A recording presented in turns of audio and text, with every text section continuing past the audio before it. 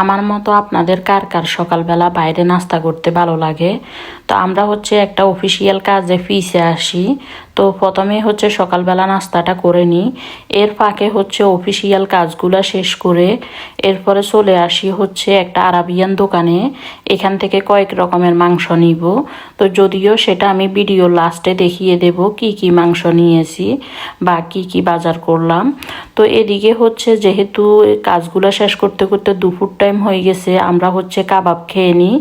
তো আমরা এক বাঙালি ভাইয়ের দোকানে ঢুকে কাবাব অর্ডার দিই। ওইখান থেকে খাওয়া দাওয়া শেষ করে এরপরে বাসায় চলে আসি। আর ওই যে বললাম আপনাদের সাথে কি কি নিলাম সেগুলো একটু দেখাবো বা শেয়ার করব। তো এদিকে আমি খাসির মাংস নিয়েছি, পাশাপাশি মুরগির লেগ পিস নিয়েছি। আর এই মুরগির লেগ পিসগুলো দিয়ে আপনাদের ভাইয়া রাত্রেবেলা একটা খাওয়ার রেডি করবে। তো এদিকে কিছু চিকেন নাগেট নিই, আর এগুলো বড় চিকেন নাগেট যেগুলো ওইগুলোয়ে। তো এদিকে তাক্কিনার মাংস নিই আমরা। তো পাশাপাশি মুরগির বুকের মাংস নিয়ে নিই, কারণ এটা বাচ্চাদের খিচুড়ি বা পাস্তাতে মাঝে মাঝে এই মাংসটা লাগে। তো যাই হোক, এদিকে কিছু শুকনা খাবার নিয়েছি, পাশাপাশি কয়েক রকমের সবজি নিয়েছি। তো সেগুলো একটু দেখিয়ে দিতেছি। এদিকে কাঁচা আম নিয়েছি ভর্তা বানানোর জন্য। তো এদিকে 2 দিন পর পরে ঈশার ক্লাসমেটদের বার্থডে থাকে একটার পর একটা।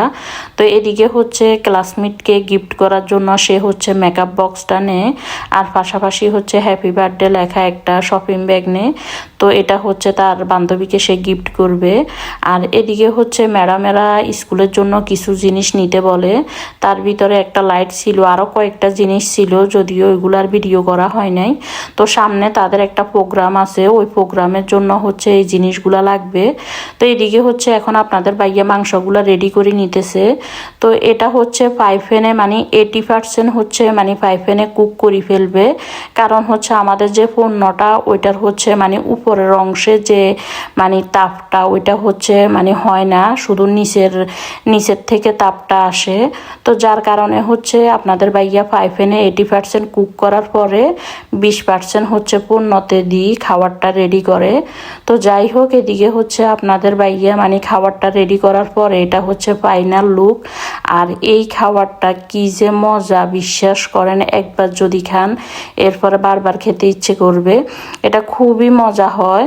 তো এখানে ছিল চিকেন, পটেটো, পাশাপাশি এখানে পানেকে টোস্ট করে। তো যাই হোক, এখানে আবার সালাদ ছিল। তো আপনাদের ভাইয়া খাবারটা এখন রেডি করেছে, এখন আমরা সবাই মিলে খাবো। আমি তাকে কিছুদিন পর পরে বলি আমাদেরকে এই খাবারটা বানিয়ে খাওয়াইতে। তো যাই হোক, আজকের ভিডিওটি আপনাদের কাছে কিরকম লেগেছে সবাই কিন্তু কমেন্টে জানাবেন। আর সবাই লাইক, কমেন্ট, শেয়ার দিয়ে সাথে থাকবেন। আজকে এ পর্যন্ত, সবাই ভালো থাকেন। আল্লাহ হাফেজ।